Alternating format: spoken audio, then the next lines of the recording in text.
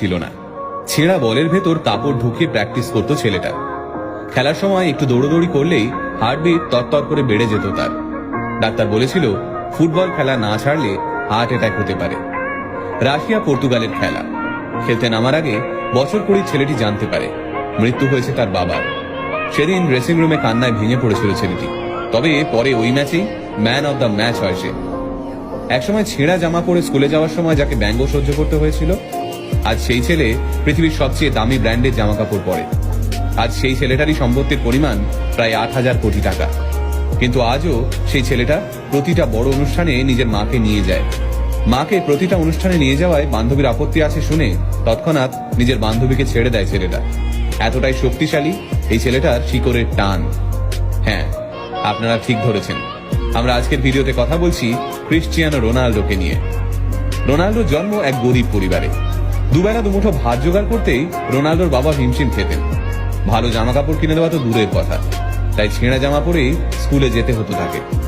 বাড়ির আর্থিক অবস্থা খারাপ, বাবা সারাদিন মদের নেশায় ডুবে থাকে। নোংরা জামা কাপড় পরে স্কুলে গেলে কপালে জোটে শিক্ষকদের গঞ্জনা।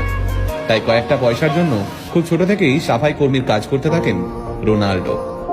অবশ্য সমস্ত গঞ্জনা, অবহেলা এবং বঞ্চনার বদলা তিনি তুলতেন ফুটবল মাঠে। ফুটবলের শট মেরে নিজের থেকে বয়সে বড় ছেলেদের ড্রিবল করে মাঝমাঠ থেকে ফ্রি কিক মেরে তিনি চমকে দিতেন সবাইকে। এমনিতে রোগা লিকলিকে চেহারার এক ছেলে, কিন্তু মাঠে নামলেই যেন তার উপর ভর করত এক দানবীয় শক্তি। বাবা ছিলেন স্থানীয় এক ক্লাবের বল বয়, তাই সেই ক্লাবের কর্তারা 12 বছরের রোনাল্ডোকে সুযোগ দেন এই ক্লাবে।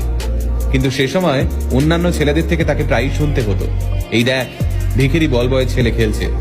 একদিন মেজাজ হারিয়ে রোনাল্ডো সেই ছেলেদের সঙ্গে হাতাহাতিতে জড়িয়ে পড়েন। ফলে ক্লাব থেকে তাড়িয়ে দেওয়া হয় রোনাল্ডোকে। আবার পাড়ার রাস্তার মধ্যেই বয়সে বড় ছেলেদের সঙ্গে সকাল থেকে বিকেল পর্যন্ত চলতে থাকে প্র্যাকটিস।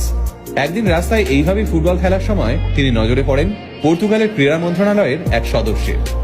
রোনাল্ডোর খেলা দেখে মুগ্ধ হয়ে যান সেই সদস্য। সরকার থেকে রোনাল্ডোকে সাহায্য করা হয়। জায়গা হয় পর্তুগালের স্পোর্টিং সিপিতে। প্রথমে 16 বছরের রোনাল্ডোকে জুনিয়র টিমে নেওয়া হলেও তার প্রতিভা দেখে তাকে সিনিয়র টিমের হয়ে খেলার সুযোগ দেওয়া হয়। সিনিয়রদের সঙ্গে খেলতে নেমে একটু নিরাশ করেননি রোনাল্ডো। প্রথম ম্যাচেই 2 গোল করেন তিনি। তখনই 16 বছর বয়সী এই বাচ্চা ছেলের পারফরমেন্স দেখে তাকে দলে নেওয়ার জন্য ঝাঁপিয়ে পড়ে লিভারপুল,